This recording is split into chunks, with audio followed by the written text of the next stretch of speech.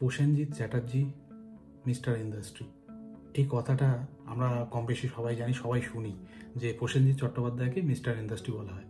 তো এই কথাটা যথার্থ কিনা সেটাই একটু বিশ্লেষণ করবো এই ভিডিওতে। কারণ অনেক মহল মনে করে যে উনি ইন্ডাস্ট্রি নয়, উনি জাস্ট কাজ করে একটা ব্রিজ বানিয়েছে, বাংলা ইন্ডাস্ট্রিকে বাঁচিয়ে রেখেছেন, একা ইন্ডাস্ট্রি হতে পারে না।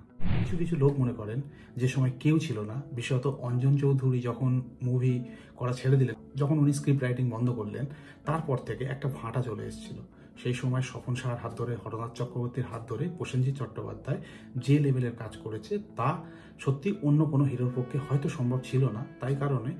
সেই কারণে অনেক হিরো হারিয়ে গেছে, কিন্তু এই একা প্রসেনজিৎ চট্টোপাধ্যায় নিজের কাঁধে বাংলা ইন্ডাস্ট্রিকে বাঁচিয়েছে। একটা সময় ছিল বাংলা সিনেমাকে যাত্রাপালা বলা হতো।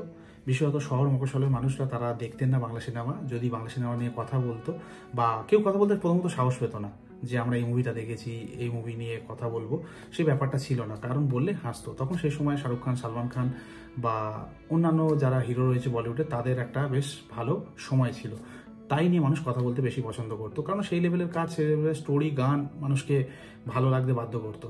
কিন্তু সেই সময় বাংলা ফিল্ম ইন্ডাস্ট্রি সম্পর্কে কথা বলতে মানুষ লজ্জা পেত, বলতোই না। বিশেষত আমি সেই সময়ের কথা বলছি যখন তাপস পালের পিক সময় শেষ হয়ে এসছে, চিরঞ্জিত বাবুও মুভি ছেড়ে দিচ্ছেন, রঞ্জিত মল্লিক সাইড রোল করছেন, আর কেউ নেই ইন্ডাস্ট্রিতে। অভিষেক চট্টোপাধ্যায়ও সেই লেভেলের কাজ করতে পারছেন না, নতুন হিরো ইন্ডাস্ট্রিতে নেই। সেই সময়টার কথা বলছি। সেই সময় একজন মানুষ এমন কিছু মুভি করলেন বা এমন কিছু কাজ করলেন, দর্শক ফের হলমুখী হলেন, দর্শক ফের হলে গিয়ে সিনেমা দেখতে আরম্ভ করলেন। তো এই মানুষটা কি করলেন? এই মানুষটা সাধারণ যারা স্কুল কলেজের ছেলে, ইয়াং জেনারেশন সে সময় যারা ছিল আমাদের মতন, তাদের জন্য বানালেন দেবা, অগ্নি, স্নেহের প্রতিদান, প্রতিবাদ, শ্বশুরবাড়ি জিন্দাবাদ, এ ধরনের মুভি। মানুষকে এনগেজ করলেন, নতুন অডিয়েন্সের কাছে তিনি পৌঁছালেন। তারপর মানুষ হলমুখী হলো। আমাদের মতো যারা তখন সেই সময় স্কুল কলেজের ছেলেমেয়ে ছিল, তারা হলে এই মুভিগুলো দেখতে যেত। জিৎ তখনও আসেনি, বা জিৎ এসছে হয়তো সেই সময়। তো সেই সময়টার কথা বলছি।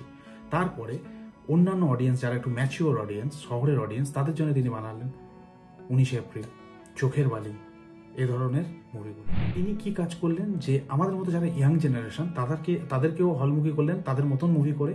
আর যারা ম্যাচিওর অডিয়েন্স, যারা অন্য ধরনের কিছু দেখতে চায়, অন্য কিছু পারফরমেন্স, যারা আর্ট রিলেটেড ওয়ার্ক ভালোবাসেন, কালচারাল ওয়ার্ক ভালোবাসেন, তাদের জন্য এ ধরনের মুভি তুলে ধরলেন। সাধারণ যারা 4-5 জন হিরো বা হিরোইন আছে, শুধু পয়সা রোজগারের জন্য যদি তারা মুভি করে, তো তাদের পছন্দ মতোই মুভি করবে। কিন্তু যখন একটা অ্যাক্টর কিছু করার জন্য বা নিজেকে ভাঙার জন্য বা ইন্ডাস্ট্রিকে বাঁচাবার জন্য কিছু করে, তখন সে নানা রকম এক্সপেরিমেন্ট করবে, সে হিট হোক বা ফ্লপ। তো প্রসেনজিৎ চট্টোপাধ্যায় সেই জিনিসটা করে গেছেন, আর করে যাওয়ার পরিণতি আজকের যতটুকুই আমরা দাঁড়িয়ে আছি সেই বেশ। ক্ষেত্রে বলা যায় অঞ্জন চৌধুরীর পরে তখন বাংলা ফিল্ম ইন্ডাস্ট্রির হাল ধরার, উত্তম কুমারের পরে অঞ্জন চৌধুরী ডিরেক্টর হিসেবে যে ধরনের সিনেমা করেছেন, বাংলার মানুষ সেটা সদরে গ্রহণ করেছে, মানুষ হলমুখী হয়েছেন। তারপরে ঘটনাটা বলছি, তারপরে যে তাপস পাল, চিরঞ্জিত, ভিক্টর ব্যানার্জি, এদের অবদান নেই সেটা একেবারেই না, তারাও করেছেন। কিন্তু ঠিক তাদের পরের মুহূর্তটার কথা বলছি।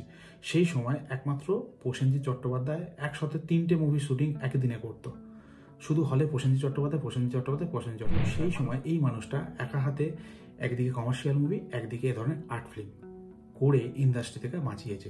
তাই যারা বলে, অবশ্যই অটোগ্রাফ দেখার পরে অরুণ চ্যাটার্জি মিস্টার ইন্ডাস্ট্রি কথাটা উঠেছে, তাও যারা বলে যে প্রসেনজিৎ চট্টোপাধ্যায় মিস্টার ইন্ডাস্ট্রি, আমার মনে হয় সত্যি লোকটা এই কথাটা বা এই শিরোপাটা নেওয়ার বা তাকে দেওয়ার যোগ্য। দ্বিতীয় যেটা কন্ট্রোভার্সিয়াল ব্যাপার এসে দাঁড়ায়, ইন্ডাস্ট্রির অনেকে মনে করেন, তার সমসাময়িক অনেক হিরো, অ্যাক্ট্রেসরা মনে করেন যে প্রসেনজিৎ চট্টোপাধ্যায় মিস্টার ইন্ডাস্ট্রি নয়।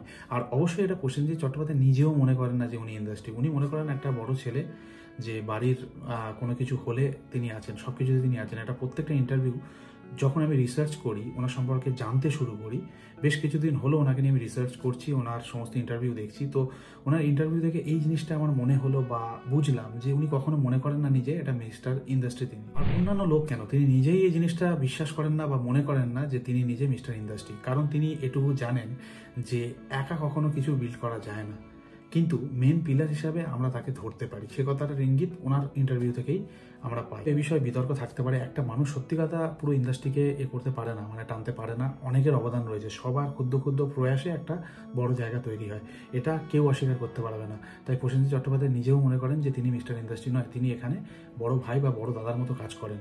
সবাইকে পথ দেখান বা যতটা গাইড করা সম্ভব বা সাপোর্ট করা সম্ভব তিনি সাপোর্ট করেন। কিন্তু এটা একেবারে যারা নস্যাৎ করে দেয় যে প্রসেনজিৎ চট্টোপাধ্যায় মিস্টার ইন্ডাস্ট্রি বলার যোগ্য নয়, হ্যাঁ মানুষ ভালোবেসে বলতে পারে, ফ্যানরা ভালোবেসে বলতে পারে, মিডিয়া বলতেই পারে, কারণ তারা দেখে যে তার স্ট্রাগলটা, তার সম্পর্কে তারা জানে।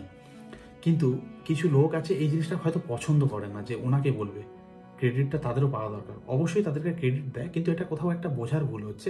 যেরকম আমরা একটা বাড়িতে যদি বসবাস করি, বাড়িতে যদি কোনো চিঠি আসে বা কোনো চাঁদা লেখা হয় না, কোনো দুর্গাপুজো বা যে কোনো পুজো, বাবার নামেই লেখা হয়, কারণ অভিভাবক তিনি। তো এই জিনিসটা হচ্ছে অভিভাবক। প্রসেনজিৎ চট্টোপাধ্যায় বাংলা ফিল্ম ইন্ডাস্ট্রির অভিভাবক।